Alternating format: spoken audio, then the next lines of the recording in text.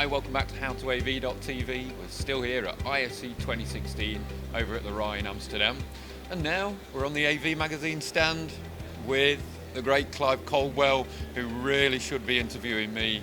He is the expert in doing this, but I thought I'd grab him and get him on the other side of the camera. I'm not sure about great. I don't feel great on a Friday morning, but at least we're all here. This is a new experience for us. Day 4, and we're still alive. We're still alive. We've never had a Friday before, have we? This is new territory. I know, yeah. And that's why we're sitting down, Clive, because our feet have had enough.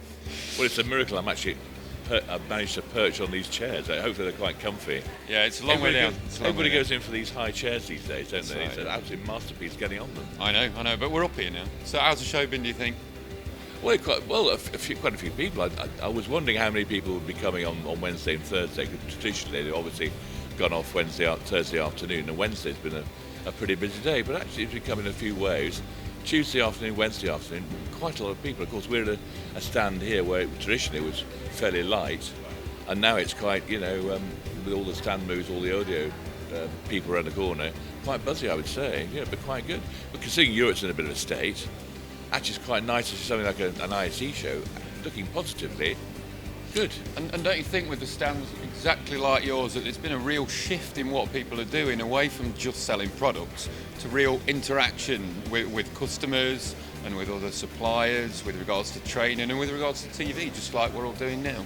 Well, it's a bit of an experiment this, but we thought that we'd make the stand into something more of an interactive zone, if you like. But that's where the market's going. We had a big session on enterprise AV and looking at how the market's going more towards solutions, a bit like the IT market went, really.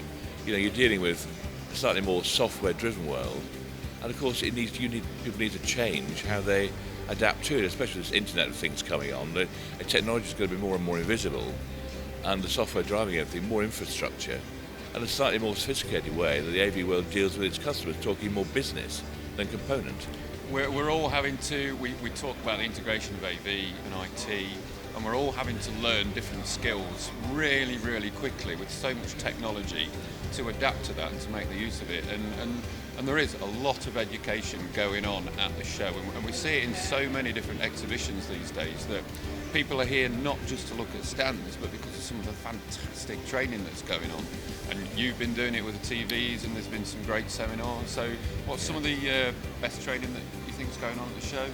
It's going to be on your stand, of course. Well, it is, but Infocom, as always, do a very good job. But this year they've stepped up a gear, I thought. I've been into the higher education session on Tuesday, and I went to a private distributor, A-Open, on Monday, and we touched on training about all that, really, awareness of digital signage, its applications, and how to best exploit it. Well, you need to know how to do that, really, to get proper ROI, which is a key thing.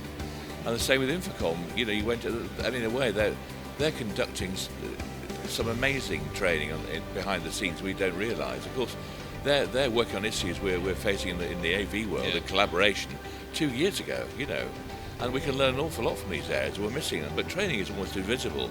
It's only when you don't have it, do you miss it? Indeed. We just assume when people are training, and that's my big bugbear about not just AV but wider area. Training isn't thought of as something that's an expense. It's not put into the planning, and it should be, because I'm at a certain age where I grew up, and my parents did with very strict disciplines where training was absolutely paramount. And perhaps it never was as glamorous, but it's one of the most essential things you can rely on, especially things like audio, certainly where we desperately need understanding of how best to exploit it. I know you were talking with the panel yesterday on AVTV about audio training, and one of the discussions that was had was with regards to the need for education, not just of integrators, but also of the end user as well. Yeah, well, integrators do a good job, but where are they getting their staff from? Who's training them? When I was growing, I could see who the traditional trades were. Nowadays, it's much more difficult, much more blurred picture. You've got new technology coming along. Where are those skills going to be coming from? They're coming from different disciplines. I spent last night talking to the F1 principal, Toto Wolff, and we're talking about traditional skills coming through in F1. And you go through a modern F1 team, the old guys are there, having come, but they're screaming out for traditional trades they can use even in modern Formula 1 teams. And that's just one example of where you're seeing absolute screaming demand for training and just not being delivered. So there's so much training. You were saying Infocom are doing a great job. CEDIA have done a huge amount of training at the show this year. You're doing it with your channel. It's exactly what we're doing with our channel. Whose responsibility do you think it is to be training the market and training the end users? Is it ours? Is it the media's? Is it the associations? Or is it the integrators? Like you say, those guys with all that experience? Well, it's traditionally been the association, especially audio, and everything. They have a very good track record. The Institute, for example, is very good at training. However, if you're running a business, it's your responsibility to make sure you've got trained staff. One option of not doing that is actually poaching other people who are trained. But actually it's a cost, isn't it? People think, if we're going to invest in training, I'm going to train them up and someone's going to nick them, and knowing they're well trained. We had it again in Formula 1. A chap called John Barnard was well known for his fantastic degree of training, trained all his engineers up for them all to be poached by other teams. So there's got to be, but it's never a wasted investment. You've got to have that confidence to realise that when you've got people, you have to get the most out of them, pump investment into them. It seems to be an area I think is changing because we're able to do training different ways these days, but it's an area you just cannot afford to ignore. And I think also it's our job to try and steal all of the knowledge from all the people that we know in the professional industry. As you know, we're doing BV Expo. I know you're going to be joining us, Clive, for this HowToAV live panel, and we've got so many knowledgeable experts joining us to talk about everybody's problems. So we're going to be asking people to tweet in with their questions and their problems. What do you think are the subjects that we're going to be talking about at the panel? You try not to narrow it down by your own expectations. You try and keep it as open as possible to allow the people to send it in. But I think what I'd like to get is real-world business difficulties. It's all right talking theoretically at a trade show, and actually this year BB have turned things around to really integrate the AV community into what is a general entertainment arena. So it's quite good to see that. So looking at some of the areas we tend to ignore, like audio lighting and other general AV areas, which they've been very good at trying to integrate into their arena. But I just want to see what the practical challenges people are having, and whether they could just give us examples of where they feel there are gaps.